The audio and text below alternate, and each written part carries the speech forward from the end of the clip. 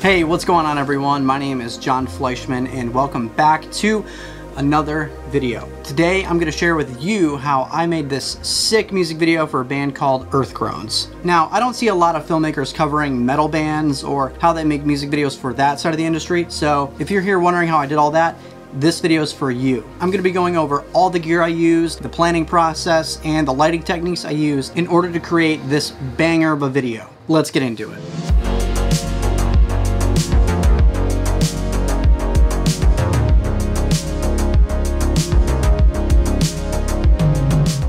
But first off, I just gotta tell you about how I landed a gig filming for a big boy record label like Solid State Records. So way back in the days when I was touring around the country in my old band Convictions, I ended up playing quite a bit of shows with a band called Earthgroans. We played so many shows together across the country, and we even flew over to Germany together to play a festival, and it was super sick, and I still cherish all of those memories of being on the road.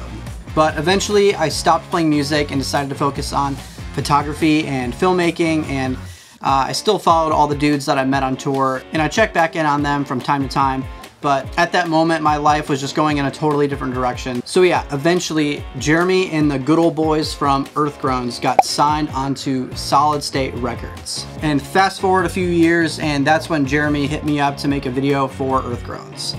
And from there, the rest is history. Now, I have a few more things I could say about getting video gigs from record labels, but let's save that for another video. I don't think we have enough time in this one. So if you want me to do a deeper dive into that, just drop a comment below and I'll get right to it. Okay, anyways, let's start with the planning process. I hopped on the phone with Jeremy a few times to figure out a few things. First, I just really needed to hear the song to figure out what it sounded like, and hopefully I could try to envision some type of visuals that came to mind when I first heard it. I felt like it needed a lot of like chaotic energy in the edit, and you know, the song is really heavy and it's really fast, so I just want to make sure that the video aligns with that. So I just wanted the edits to have, you know, fast cuts and flashes just to make sure everything matches and to give the viewer that kinetic feeling that the song gives. And then Jeremy told me the song was more or less about feeling trapped. And so then a million different ideas started sparking in my head, but eventually I came up with an idea of burying somebody alive. You know, I don't know how much more trapped you can be than that, really. So yeah, cutting back and forth between tight shots of the band and this guy who's buried alive seemed like it would give me the best outcome with the initial vision I had when I first listened to the song. And you know, that was the plan. I hit up my buddy Brandon and asked if he knew of any places that would give me this this dark and doomy looking place. And I don't know, honestly, I just told him, look, if it doesn't scare your mom, we can't use it, man, sorry.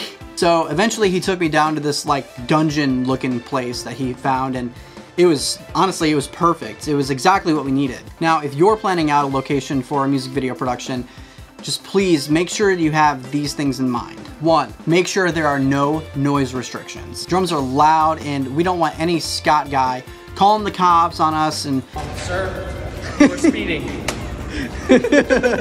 You know, we're just trying to make something cool. Just leave us alone. Number 2, make sure there's access to power, because trust me, you do not want to be in a situation where you show up to a location and you're trying to plug your stuff in and there's nothing around.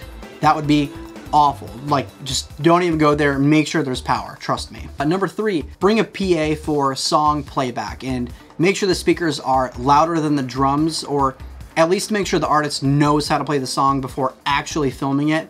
It's just gonna make sure that your editing process goes way easier and everything's on time, and it's just way better, I promise. Just bring a speaker. Just make them play to the song. It's better. And last but not least, for the love of Jesus in heaven, make sure there's a bathroom. We do not want any messes out there. Okay, so this is Nick and Spencer. Is this a camera? It's a fucking lens. Oh, it's a lens, my bad. What up? Nick is my main music video assistant who worked on tons of awesome projects around the area, and Spencer, he specializes in VFX work and grew his Stormtrooper account to 250,000 followers just by doing visual effects work.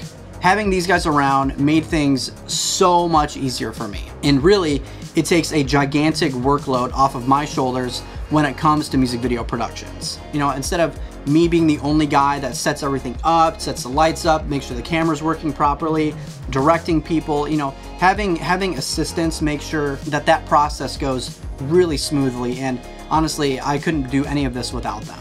Moving on, we started mapping out the set when we got into this location, and we brought out these huge sheets of plastic to wrap the band in, and you know, we just kind of wanted it to look like a room you'd see on Dexter. Hopefully this has like a greenhouse effect and warms us up. Yeah, I like that. Okay, let's get all that going. I wanted to give the visuals a really eerie feeling, and filming the band surrounded in the stuff made that look possible. I filmed the entire video with a Blackmagic Pocket Cinema 6K camera, and I used a few different lenses on this shoot.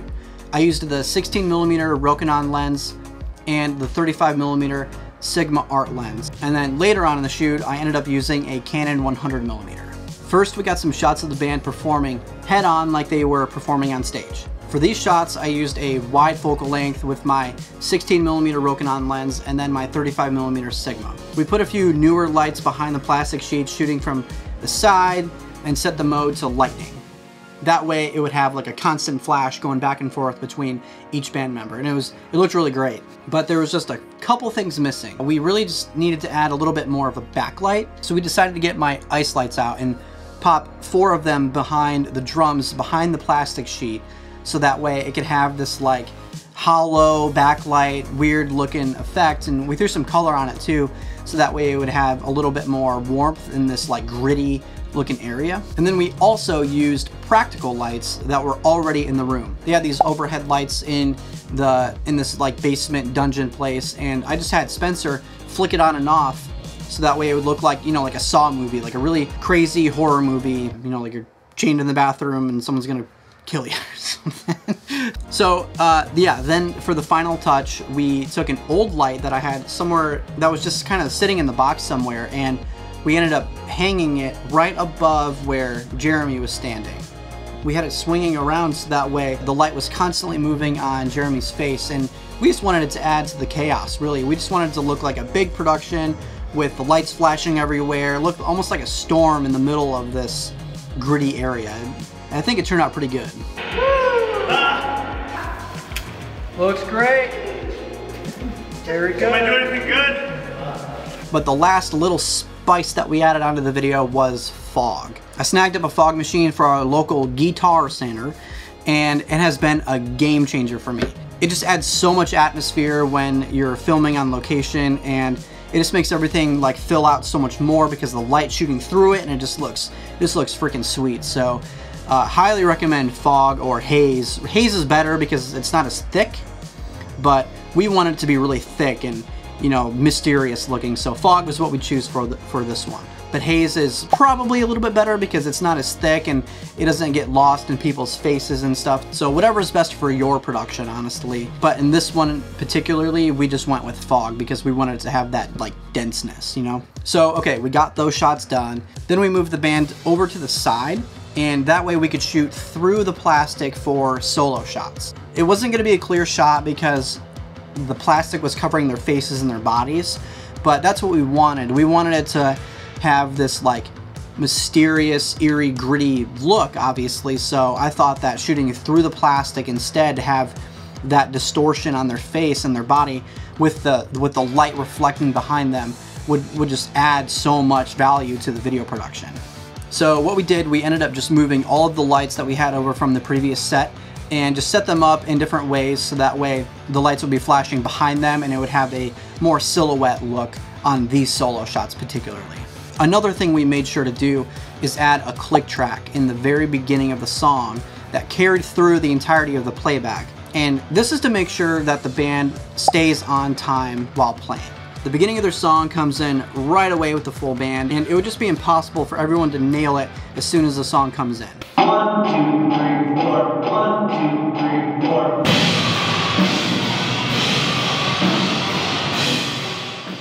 And it gets really, really loud and muffled when you're filming in places like this.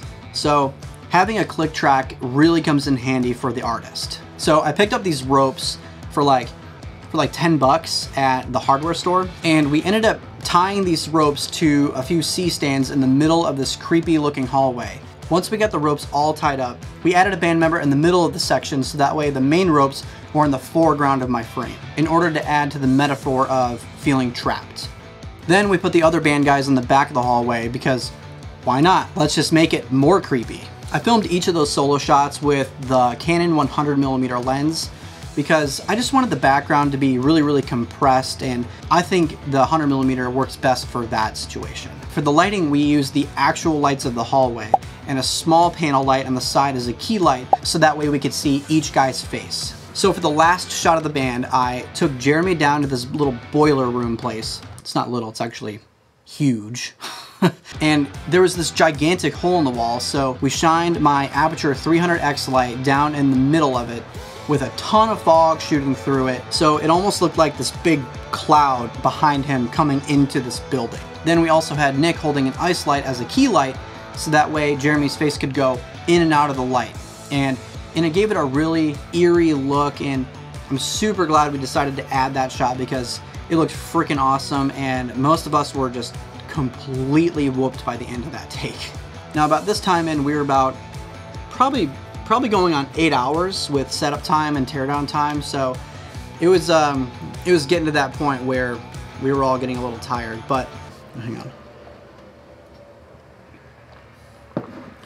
But we muscled through, and after the band left, we packed up all of our gear and we went to Nick's place where we filmed some of the story shots. So I brought an idea to Jeremy to add to that like trapped feeling he was going for, and I thought it would be really cool to have someone buried alive and maybe have like, you know, a search party out looking for him in the woods while he's trying to escape, and I just think it would add that like sense of urgency to whoever watches the video, having two linear storylines connected somehow. And I think a search party, everyone looking worried out in the woods, would just like really amplify that feeling. Now, disclaimer, I didn't get many behind the scenes shots of the story section, so I apologize for that. I'm just gonna use some raw clips and just kind of talk it out as we're watching through. So I hit up a few other friends of mine to be my search party actors. A lot of them agreed and brought even more people than expected, which is unheard of nowadays. Getting extras to be in your video is nuts.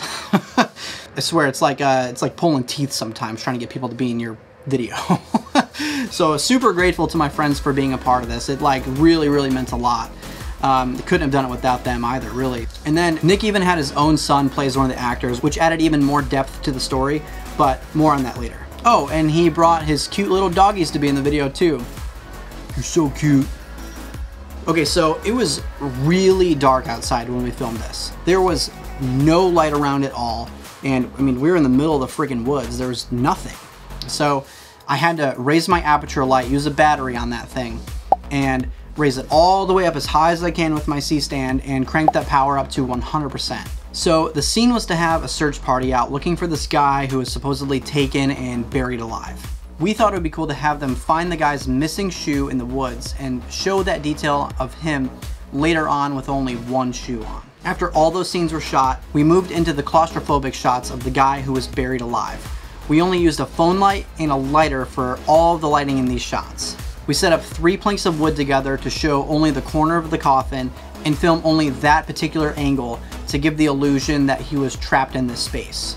I just got down really low and filmed him against the ground while the board was on top of him, on the side, and then behind him. And it was all just to kind of give the illusion that he was just trapped in this space and that he couldn't get out. So Nick also found an old flip phone and uploaded a picture of his son to it. So in the story, when his character finds the phone in his pocket, he sees a picture of his son on it who is out looking for him in the woods right above him. I thought this would connect the two worlds really well and add a deeper impact to the viewers who were watching it. So Jeremy wanted to showcase the artwork somehow in the video, so I thought it would be cool to have Nick try to carve his way out of the coffin and show his eyes like peeking through the artwork. So it just kind of looked like a board of wood with this cracked shape in the middle of it. To make the shot happen, I took Nick out from his little tomb that he was crammed in shined a warm light on his face with my phone, and filmed a top-down angle of just his eyes. Then I took the artwork into Photoshop and made the center of it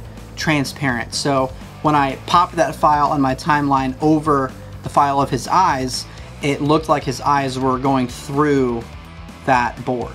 And that's how we got the shot. So I hope you enjoyed this little video, and if you learned something from it, please hit that subscribe button, give it a like and a comment, you know, whatever you want to do, it's your world. And if you want to check out the full music video for Overgrown by Earthgroans, I'll leave a link in the description below. Thank you so much for watching, and I will see you guys in the next one. Later.